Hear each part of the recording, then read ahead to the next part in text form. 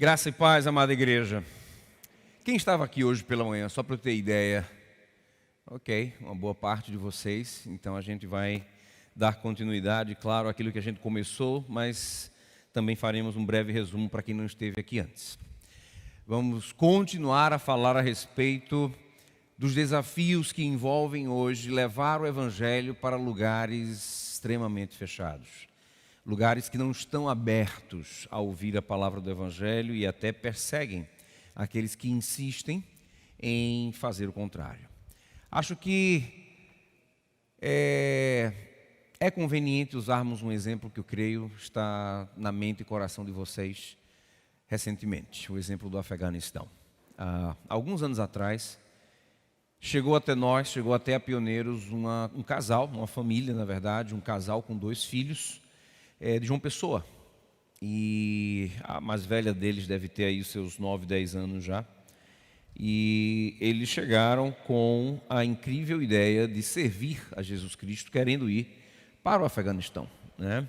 Eu falo assim porque é claro que você tem que ser muito louco por Jesus Cristo para tomar uma atitude como essa, e como agência missionária que quer não somente pregar o Evangelho, mas foca especificamente com os não alcançados, ou seja, com aqueles onde a igreja ainda não tem acesso, aqueles onde a igreja não está ainda formada a ponto de alcançar os seus próprios. É claro que como agência focada nessa área, a gente precisava buscar uma maneira de ajudá-los a chegar lá.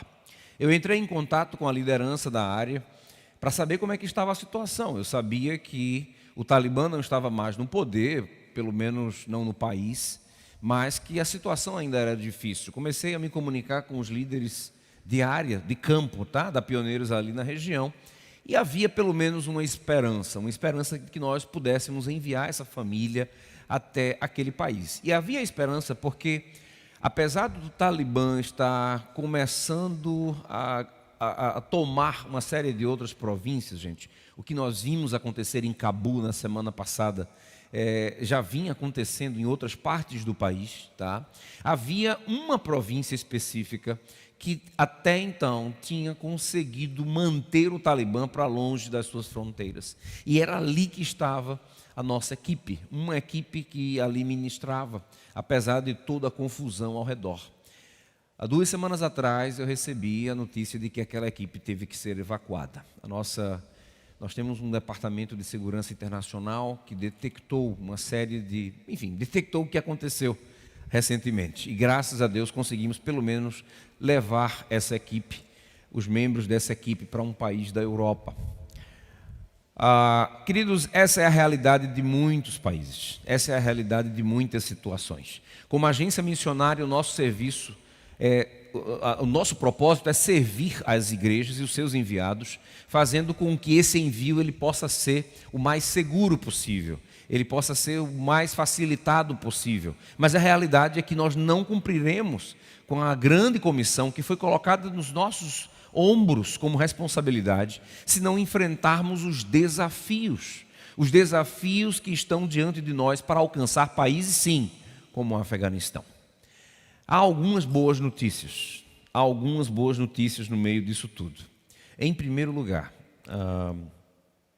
a primeira boa notícia que eu quero aqui tratar para vocês é de que o Senhor ele está ao redor do mundo levantando agora uma igreja muito mais diversa, muito mais diversificada, muito mais colorida do que a que alcançou o mundo nos últimos 200 anos. Quando nós tínhamos americanos, norte-europeus, australianos e neozelandeses que lideraram o movimento missionário mundial. Todos eles, ou melhor, a grande maioria deles falava inglês, vinha de países abastados economicamente falando, vinham de sociedades eticamente afetadas, impactadas pela reforma do século XVI. Hoje, não é mais possível falarmos de um determinado perfil de missionário, porque a igreja hoje está tão colorida, está tão diversificada, que nós temos dentro da igreja hoje diferentes línguas, diferentes nacionalidades, diferentes cor de pele. Nós temos diferentes cosmovisões, e cosmovisões muito parecidas, ou muito mais parecidas com a de países como o Afeganistão, que estão ainda para ser alcançados.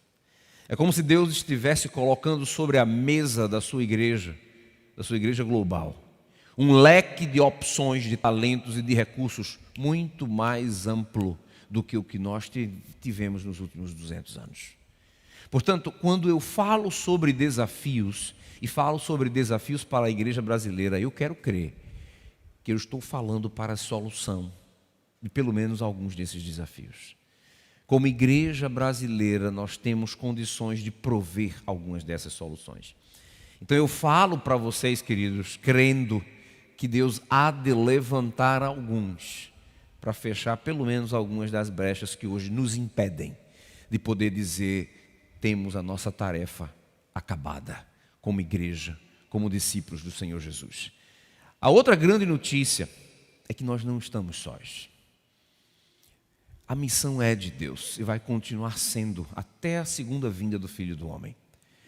A igreja é dado o privilégio do convite de cooperar com Ele, de cooperar com esse Deus missionário no caminho.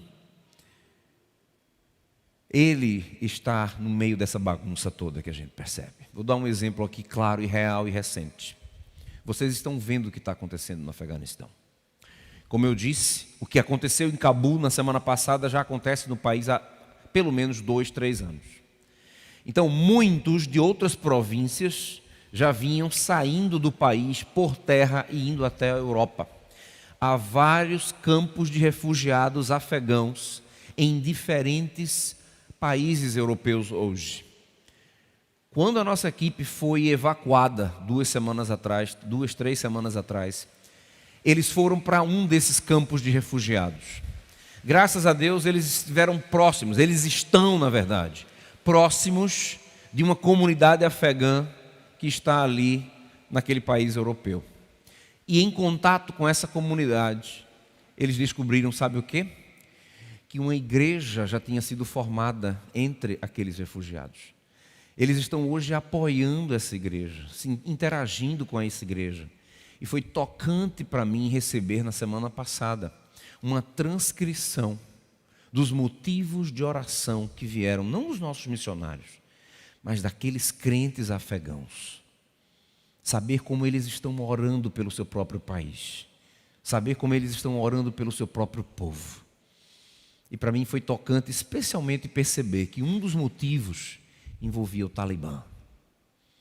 Um dos motivos era para que Deus amolecesse o coração do Talibã. E para mim foi um grande exemplo e lembrança de um evangelho que nos direciona e nos ensina a orar pelo nosso inimigo. Eu acho que essa igreja tem muito que a ensinar para a igreja brasileira hoje, não é verdade? Não esqueçamos disso. Então, queridos, perceba que no meio, mesmo em meio a toda essa bagunça, Deus, Ele continua operando. E eu não tenho dúvidas que um dia no céu, e algumas delas também aqui na terra, nós poderemos contar algumas dessas ações divinas que vêm aí no meio de toda essa confusão e de toda essa bagunça. Nós vamos dar continuidade ao estudo que nós começamos hoje, mas a gente vai dar um pulo no tempo. Então hoje de manhã nós estivemos em Atos 1, Atos 1, e agora eu vou pedir que a igreja mais uma vez se coloque de pé, prometo que é a única, para ler esse texto que se encontra em Atos 11. Nós vamos pular uma década depois e nós vamos falar, como adiantou o pastor Ronaldo, a respeito de Antioquia. Você precisa prestar atenção na igreja de Antioquia. Atos 11, 19 e 26. Atos 11, 19 e 26, aquele mesmo autor sobre o qual conversamos hoje de manhã, ele continua a narrativa bíblica em Atos dos Apóstolos, mas como nós vimos hoje, Atos da Igreja do Senhor Jesus Cristo. Diz o texto: então os que foram dispersos por causa da tribulação que sobreveio a Estevão, se espalharam até a Fenícia, Chipre e Antioquia, não anunciando a ninguém a palavra, senão somente aos judeus. Alguns deles, porém, que eram de Chipre e de Cirene e que foram até Antioquia, falavam também aos gregos, anunciando-lhes o evangelho do Senhor Jesus. A mão do Senhor estava com eles, e muitos, crendo, se converteram ao Senhor. A notícia a respeito deles chegou aos ouvidos da igreja que estava em Jerusalém, e enviaram Barnabé até Antioquia. Tendo ele chegado e vendo a graça de Deus, alegrou-se e exortava a todos a que, com firmeza de coração, permanecessem no Senhor, porque era homem bom, cheio do Espírito Santo e de fé. E muita gente se uniu ao Senhor. E partiu Barnabé para Tarso, à procura de Saulo. Tendo-o encontrado, levou-o para Antioquia, e por todo um ano se reuniram naquela igreja e ensinaram numerosa multidão. Em Antioquia foram os discípulos pela primeira vez chamados cristãos. Senhor nosso Deus, graças te damos pelo privilégio de podermos ser chamados de cristãos, protótipos de Cristo, miniaturas de Cristo, que eu quero crer estão por aí pelo mundo se espalhando, mas se espalhando obedecendo aquilo que Cristo nos ensina, obedecendo às sagradas escrituras, e assim fazendo trazem glória para o teu nome, proclamando o teu plano da salvação. Pai de amor, transforma-nos cada vez mais em melhores cristãos e nos ajuda a entender o que isso significa para a vida de todos nós, individualmente. Pai, ajuda-nos através do teu Santo Espírito a extrair desse texto as lições que eu não tenho dúvidas tu tens para cada um de nós, como igreja, como crentes em Jesus Cristo. Eu assim te peço, rogando no nome dele, do Senhor Jesus. Amém. Podeis assentar, queridos.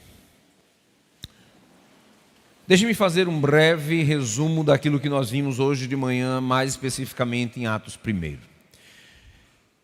Lucas, o mesmo autor que aqui está escrevendo essas palavras que vocês leram, ele começa o seu livro falando a respeito do seu propósito de dar continuidade a narrativa que ele começou no Evangelho.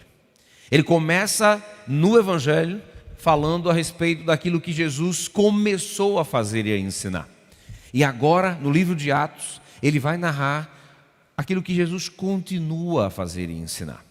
Chama a atenção o fato de que esse mesmo Lucas, que começa o livro escrevendo essas palavras, ele vai mostrar o Senhor Jesus Cristo sendo assunto aos céus.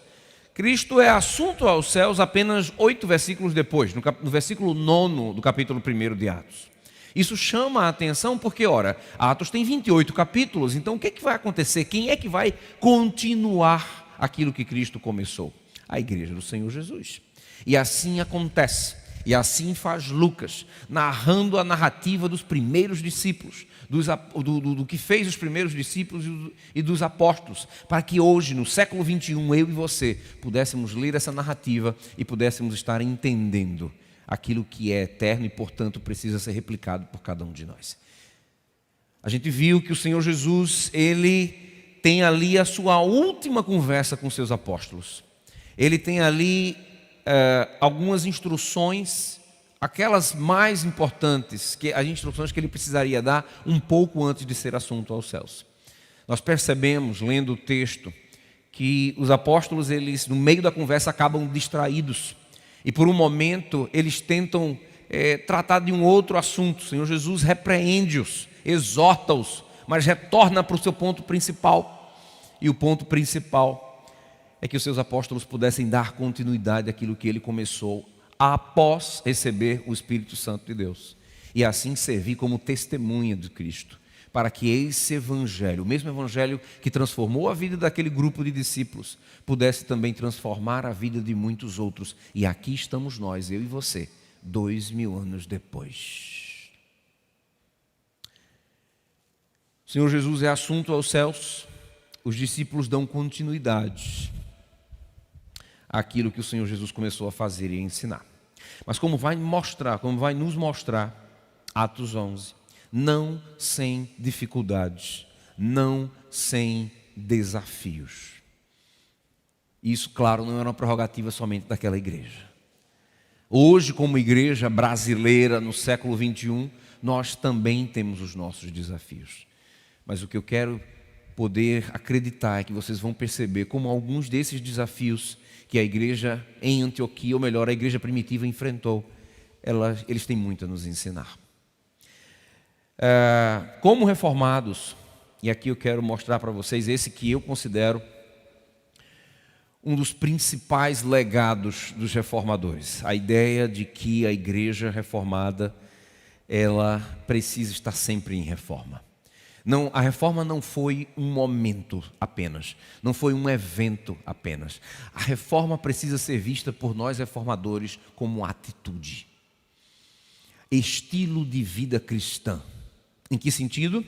Exatamente replicando o que os reformadores do século XVI fizeram. Foi o que eles fizeram, basicamente falando. Eles olhavam para a palavra de Deus e olhavam para a sua igreja, contrastavam e viam aquilo que não estava de acordo com as Sagradas Escrituras e tiveram a coragem de obedecer, de mudar, transformar, reformar.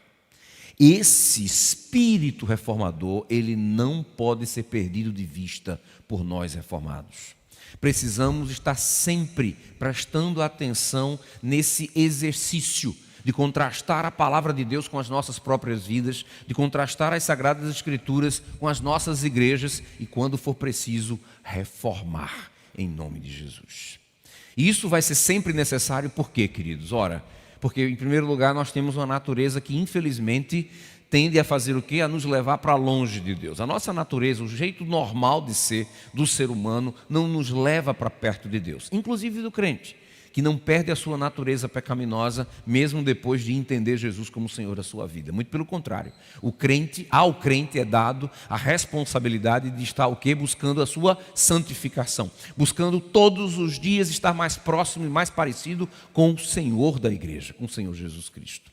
Então essa ação de reformar vai sempre fazer parte, precisa sempre fazer parte da nossa própria vida. Mas isso é necessário também porque muitas vezes o contexto cultural, tecnológico, o tempo, a cultura acaba mudando e fazendo com que, vez por outra, a gente precise voltar aqui, voltar aqui para a igreja modelo segundo os reformadores do século XVI, que é o quê? A igreja primitiva.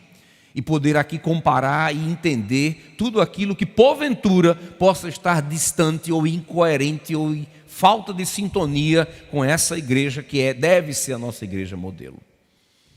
Quando a gente faz isso, a gente precisa prestar atenção em Antioquia. Vamos lá, de 1 a 1, pode deixar a sua Bíblia aberta. Diz o versículo 19 do capítulo 11 de Atos dos Apóstolos, que então os que foram dispersos por causa da tribulação que sobreveio a Estevão. Gente, que tribulação é essa? Essa é a tribulação narrada nos capítulos 7 e ali comecinho do capítulo 8 do livro de Atos dos Apóstolos. Estevão é o primeiro mártir da igreja. Ele é apedrejado, ele é martirizado. Com aquele apedrejamento sucede uma perseguição que fez com que, se você observar, pode abrir aí versículo 1 do capítulo 8, vamos ver o que é que ele nos mostra, o que é que ele nos narra. Mantenha a sua Bíblia aberta. O versículo 1 do capítulo 8, ele vai dizer o seguinte: naquele dia, ou seja, no dia da morte de Estevão, levantou-se grande perseguição contra a igreja em Jerusalém. E todos, exceto os apóstolos, foram dispersos pelas regiões da Judéia e Samaria. Então, o que foi que aconteceu? Aquela perseguição veio uma dispersão. Os judeus foram sendo dispersos, ou melhor, os cristãos vindos do judaísmo foram sendo dispersos pela Judéia e Samaria. Aquilo fez com que um movimento de fuga acontecesse. Então, Atos 11 vai tratar daqueles que saíram de Jerusalém, e se espalharam, como diz o 8:1, Judéia, Samaria, e chegaram ali até a Fenícia, Chipre e Antioquia. Mas o que me chama a atenção no versículo 19, gente, é que eles foram nesse movimento não anunciando a ninguém a palavra, senão somente aos judeus. Percebem? Aqui há uma afronta. Aqui há uma afronta à grande comissão que pretendia fazer com que discípulos de todas as nações, não somente dos judeus. Nós vimos hoje de manhã que quando a Bíblia trata de nação, entenda a etnia, tá, gente? Quando a Bíblia a palavra que é traduzida no texto em português para nação é o grego etne, tá? Que tem a ver com etnia. Ok? Então não era para ser só entre os judeus, era para ter atingido todas as etnias. Ok? Se eles vieram de Jerusalém mantendo esse padrão, eles aprenderam com quem? Com os apóstolos, com os líderes que os discipularam, com os líderes que ensinaram. Então eu fico abismado, frustrado, triste, decepcionado com aqueles que, diferentemente de nós, eu e você, ouviram a grande comissão direto de Jesus Cristo. Ouviram direto do próprio Cristo. E, infelizmente, parecem não ter entendido. Se espalharam pela Fenícia, Chipre e Antioquia. Cada pontinho em vermelho que você vê aqui é uma comunidade judaica conhecida ali no primeiro século, tá? Então eles se espalharam e só pregavam entre os judeus. Gente, isso não é só uma afronta à grande comissão. É uma afronta também ao propósito global de Deus. Como vimos hoje de manhã, qualquer foco menor que o mundo inteiro não é digno de Deus. Isso é claro porque a queda aconteceu da criação como um todo, não é? O que é que a gente tem aqui? E aí a gente pode lembrar desde o começo, né? O que é que acontece antes de Gênesis 12? Babel. E aí a gente vê o que? Deus separando as nações, as etnias. A gente entende o texto, a gente entende esse propósito quando a gente lê o que aconteceu em Gênesis 11, quando a humanidade, mais uma vez, seguindo ainda a mesma cobiça de Eva, a humanidade continua querendo ser igual a Deus. A humanidade continua se comparando a Deus. E aí Deus, no Gênesis 12, ele dá um basta e começa então diretamente a intervir na história da salvação. E é aí quando ele chega para Abraão, em Gênesis 12, 1:3, nós não vamos ler, tá? Em Gênesis 12, 1:3, e ele chega para Abraão e estabelece ali com Abraão uma aliança. Ele ali traz a aliança, promessa e bênção até Abraão. E a bênção incluía a promessa de que todas as famílias da terra seriam abençoadas. Então, desde o começo, Deus deixa claro que o seu propósito em abençoar Abraão não estava apenas em abençoar Abraão e sua descendência, estava em abençoar todas as famílias da terra através deles, através daquela bênção. Deus afirma e reafirma essa promessa em Gênesis 18, 18, né? Vamos dar uma lida, vamos ler esses textos. Gênesis 18, 18, o que é que a gente vê? Mais uma vez, Deus se aproximando, você pode acompanhar se quiser. Mais uma vez, Deus se aproximando de Abraão. E aqui ele vai dizer o seguinte: visto que Abraão certamente virá a ser uma grande e poderosa nação, e nele serão benditas todas as nações da terra. Então ele reafirma a promessa de que através de Abraão todas as nações da terra haveriam de ser abençoadas. Gênesis 22, 17, 18. Perceba aqui, 22, 17, 18. Que deveras te abençoarei, certamente multiplicarei a tua descendência, como as estrelas dos céus e como a areia da praia do mar. A tua descendência possuirá a cidade dos seus inimigos. Nela serão benditas todas as nações da terra, porquanto obedeceste a minha voz. Interessante essa palavra obedecer aqui. Então, mais uma vez, todas as nações da terra, 1, 2, 3 vezes para Abraão. Abraão morre. E aí o propósito global de Deus muda. Vamos dar uma olhada? Olha o que ele diz para Isaac, lá em 26:4. Então, Gênesis 26:4. Tudo isso no livro de Gênesis, amados. Gênesis 26:4. Multiplicarei a tua descendência como as estrelas dos céus, e lhe darei todas estas terras.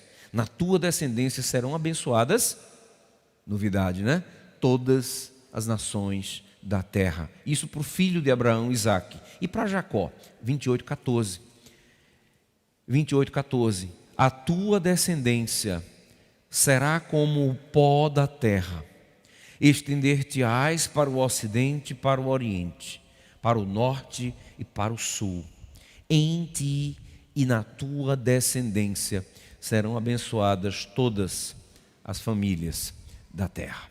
Queridos, perceba que o que aconteceu ali em Jerusalém foi uma afronta não só à grande comissão, mas também ao propósito global de Deus de abençoar todas as famílias da terra através da descendência de Abraão. Os judeus, eles não entenderam isso. Eles achavam que o que eles tinham com Deus era algo exclusivo. E na verdade, o que eles têm com Deus, o que nós temos como igreja, temos com Deus, não é algo exclusivo, é algo especial. É um relacionamento especial. E é especial, primeiro sim, por causa da aliança que Ele estabelece conosco. Mas segundo, porque através de nós Ele há de abençoar todas as nações. Percebem aqui? Isso é o que torna esse relacionamento especial.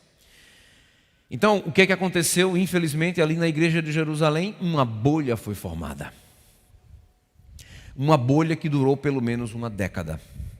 Sistematicamente, a igreja de Jerusalém não estava cumprindo a grande comissão na sua plenitude. Ela entendeu parcialmente o seu mandato. E aí vem Antioquia. E em Antioquia, a bolha ela é estourada.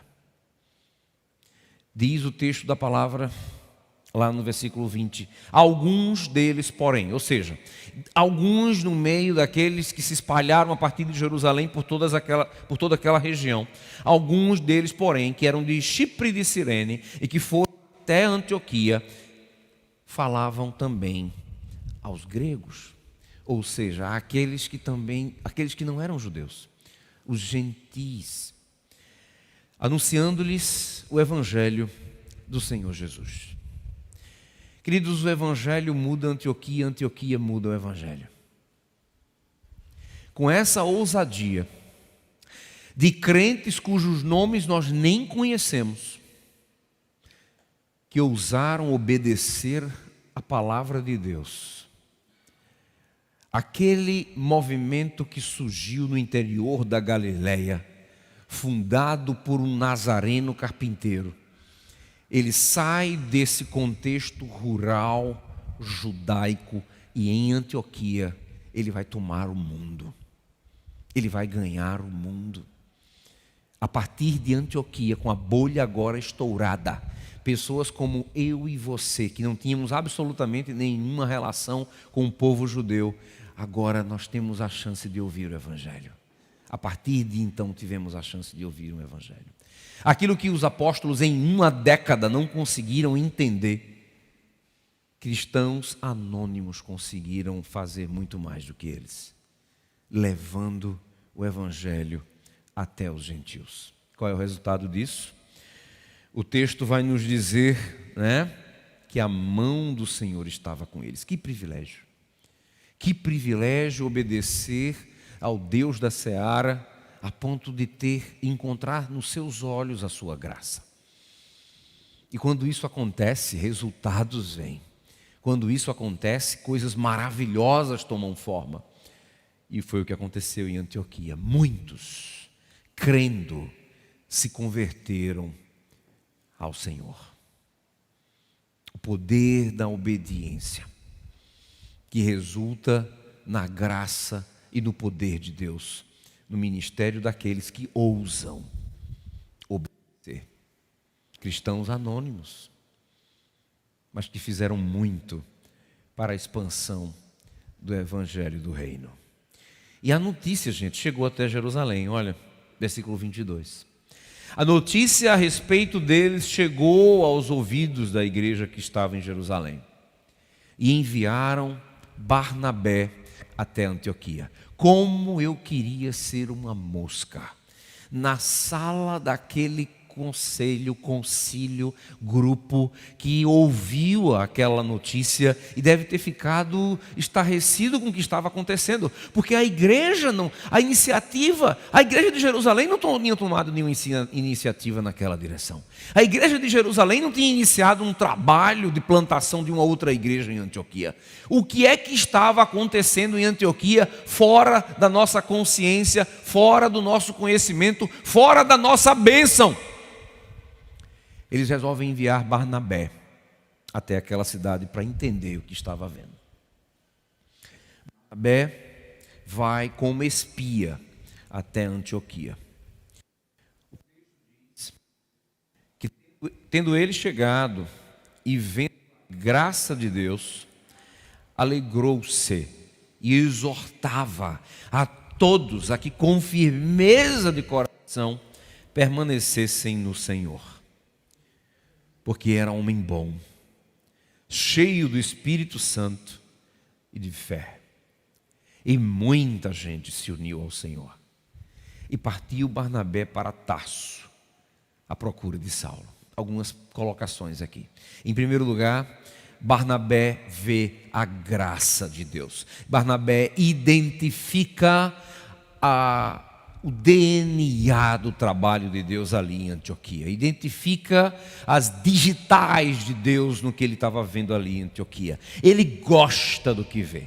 Ele se alegra com aquilo. Ele incentiva os gentios que tinham se convertido. Ele incentiva esses queridos a continuarem. Perceba aqui a ousadia de Barnabé. A continuarem fazendo o que eles vinham fazer. A continuarem com firmeza de coração, permanecendo no Senhor. E é interessante porque o texto ele afirma que Barnabé fez isso porque ele era homem bom, cheio do Espírito Santo e de fé. Portanto, ele era qualificado para entender e identificar o trabalho de Deus. Mas, gente, Barnabé tinha sido enviado para Antioquia com uma missão. Ele foi enviado para Antioquia pela igreja de Jerusalém e como espia. E qual é o trabalho do espia? Por favor, não venha me dizer que é espiar, tá? O trabalho do espia é ir, ver e relatar. O trabalho do espia não acaba enquanto ele não relata o que ele viu. Então, sendo assim, Barnabé foi talvez na história um dos piores espias que a gente tem conhecimento. E eu vou explicar a vocês por quê. A igreja de Jerusalém, e aqui o laserzinho não vai... tá funcionando assim. Está aqui a igreja de Jerusalém, tá bom? Aqui na Judéia, está aqui a cidade de Jerusalém. Antioquia está aqui em cima, ó.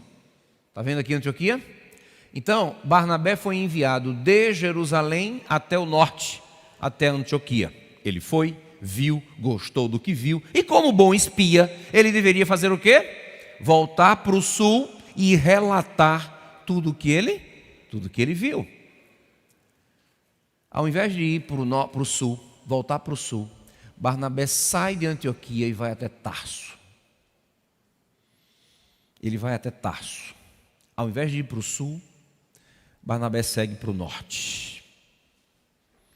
O que é que Barnabé foi fazer no norte? Em primeiro lugar, de onde Barnabé conhecia Paulo? Barnabé conhecia Paulo lá de Atos 9, da visita de Paulo a Jerusalém. Paulo foi visitar Jerusalém, segundo o relato, para conhecer os apóstolos. Quem de nós, se convertidos, não gostaria de conhecer os apóstolos, né? Eu, 2000 anos depois, estou louco para conhecê-los um dia. Estou louco para ter uma conversa com alguns deles um dia. Já pensou? Paulo foi até Jerusalém para conhecer os apóstolos. Para sua frustração, os apóstolos não queriam conhecer Paulo. E a gente entende o porquê. Abre de novo Atos 8. O primeiro capítulo, o primeiro versículo que nós lemos lá de Atos 8. E presta atenção no que precede aquele versículo. A última frase do capítulo 7 de Atos que precede aquele versículo. Diz aqui, Atos 7, 60. A última frase do versículo 60 de Atos 7. E Saulo consentia na sua morte. É compreensível que os apóstolos não quisessem encontrar Paulo, porque, queridos, há pouco tempo atrás, esse mesmo Paulo estava envolvido com perseguição e morte de cristãos. Eu sei o que é isso. Em Bangladesh, a gente costumava orar para que algum muçulmano se interessasse em ouvir a palavra. Quando ouvia, a gente orava para que ele pudesse ter interesse de estudar as Escrituras. Quando isso acontecia, a gente orava para que eles tivessem um dia contato, se eles fossem regenerados pelo poder do Espírito e assim se decidissem por seguir ao Jesus como Senhor das suas vidas. E a gente fazia tudo isso, mas quando um demonstrava algum tipo de interesse, era impossível não pensar, ele realmente está com interesse legítimo e real? Ou existem algumas outras intenções por trás disso? Então eu sei o que era aquilo. Os apóstolos não queriam estar com Paulo. Barnabé intercedeu. E só assim os apóstolos receberam Paulo. Paulo foi recebido pelos discípulos, pelos apóstolos. Teve um episódio, Paulo não conseguia calar a boca. Paulo estava sempre falando de Jesus. Ele acaba sendo perseguido. Ele é expulso de Jerusalém. Volta para Tarso. Não sei o que ele está fazendo lá. Mas fico pensando se ele não estava frustrado, talvez. Talvez ele esperasse uma recepção mais calorosa dos apóstolos. Talvez ele esperasse ser incluído no círculo de intimidade da igreja de Jerusalém. Mas isso não aconteceu, muito pelo contrário. Ele viu, foi portas fechadas, ele sofreu perseguição, voltou para Tarso. E aí vem Antioquia. Barnabé deve ter visto alguma coisa em Paulo naqueles poucos dias que eles estiveram juntos, que fez com que, ao ver o que ele viu em Antioquia, ele pensasse: Paulo é o cara para essa situação. Paulo é a pessoa certa para essa situação. Barnabé não volta para o sul, não vai até Pedro, não vai até o concílio da igreja de Jerusalém. Amados, pelo que a gente vê acontecer no restante da narrativa, especialmente até Atos 15, dá para entender o que Barnabé tinha em mente. Barnabé provavelmente desconfiava, como o restante dos capítulos da narrativa vamos mostrar, que se Jerusalém soubesse o que estava acontecendo em Antioquia, provavelmente eles iriam tentar colocar algum tipo de controle, e controle judaizante, sobre aquilo que Barnabé, segundo o texto, viu e gostou a ponto de se alegrar. Muito pelo contrário. Ele foi até Tarso buscar Paulo, um homem que, quando nós estudamos no Novo Testamento, a gente sabe, era um homem que a gente chama de ponte. Paulo tinha um dos pais grego e um outro romano e um outro judeu. Paulo tinha a cosmovisão dos dois lados. Paulo conhecia as Sagradas Escrituras, aprendeu aos pés de Gamaliel, mas era alguém de mente aberta, que conhecia as outras culturas, entendia a necessidade. E Barnabé sacou aquilo de forma maravilhosa. Barnabé introduz, ao trazer Paulo até Antioquia, aquele que eu considero o segundo grande nome do cristianismo logo após Jesus. Diz o texto do versículo 26, tendo-o encontrado, levou-o para Antioquia e por todo um ano se reuniram naquela igreja e ensinaram numerosa multidão. Em Antioquia foram os discípulos pela primeira vez chamados cristãos. É interessante que esse nome começou como um apelido maldoso. Quem começou a chamar os seguidores de Cristo de cristãos não foram eles mesmos. Foi a sociedade de Antioquia olhando para aqueles discípulos e os chamando de cópias de Cristo, miniaturas de Cristo. E isso não deixa de ser bênção, porque eu quero crer, eles viam naquela igreja e naqueles seguidores cópias do que Cristo ensinava. É interessante que não foi em Jerusalém que aquilo ocorreu, mas em Antioquia. O mundo olhando para a igreja e reconhecendo a semelhança de Cristo. E reconhecendo a imagem, a aparência. Que honra poder ser chamado de cristão. Que honra poder ser identificado como alguém que é uma cópia do Senhor da igreja. Queridos, nós temos muitas coisas para aprender com Antioquia. Aquelas bolhas que nós vimos, infelizmente não é prerrogativa da igreja do primeiro século. Ao longo da história da salvação e hoje, infelizmente nós tendemos a construir essas bolhas. Nós continuamos a erguer essas bolhas. Eu chamo essas bolhas hoje de zonas de conforto. E eu sei, todos nós gostamos. Eu gosto, a minha natureza ela tende também ao conforto. A igreja, ela muitas vezes procura viver dentro das suas bolhas, dentro das suas zonas de conforto. Mas nós precisamos lutar contra essa natureza. Nós precisamos lutar contra essa tendência. Porque, meus amados, nós não vamos evangelizar o mundo estando a partir das nossas bolhas, das nossas zonas de conforto. Como nós vimos hoje pela manhã, nós precisamos sair das nossas Jerusaléns, das nossas bolhas, das nossas igrejas, se quisermos ver a tarefa inacabada sendo concluída. Portanto, quando falamos dos desafios da evangelização para o século XXI, eu quero dizer para vocês, o primeiro grande desafio está dentro das nossas bolhas. Não está lá fora. Não está na perseguição do Talibã. Perceba, mesmo quando algo assim acontece no Afeganistão, o Espírito Santo de Deus age, fazendo com que do caos igrejas possam surgir. Portanto, esses desafios na economia de Deus, eles são fáceis de ser vencidos. O grande desafio começa dentro das nossas igrejas. No desenvolvimento de visão, no desapego à vida terrena, na obediência com aqueles de Antioquia. Obediência que alguns crentes tiveram e que os apóstolos que aprenderam aos pés de Cristo não conseguiram. Esses desafios continuam a acontecer. Nós sabemos qual é a direção, qual é a grande comissão. Falta obedecer. Falta colocar em prática. Portanto, talvez, eu não sei bem o que o pastor Ronaldo tinha em mente quando ele pensava nos desafios, meu irmão. Mas eu diria que os desafios externos, eles não são tão desafiadores como os internos. Antioquia nos ensina isso. Mas também nos ensina que quando nós estamos dispostos, pagamos o preço da obediência, começamos então a buscar pagar o preço por se alinhar com a palavra de Deus, a mão do Senhor está e sempre estará pronta para estar sobre as nossas mentes, corações, igrejas, planos, ministérios. E quando isso acontece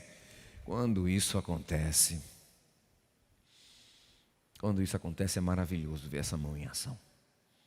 Não há custo, sacrifício, desafio maior do que o sentimento, o privilégio de estar sendo usado por Deus como ferramenta na sua obra e na sua missão. Se eu pudesse fazer as pessoas sentirem o que o missionário de campo sente quando ele se vê sendo usado nas mais incríveis, inimagináveis, impossíveis situações. Seria fácil as pessoas entenderem que não tem sacrifício e não tem desafio. Queridos, obediência. Esse é o grande desafio que nos impede de estarmos dando o nosso melhor hoje na evangelização mundial. A minha oração é que a Igreja Presbiteriana de Casa Caiada e a Igreja brasileira como um todo, a minha oração é que nós vamos poder entender isso.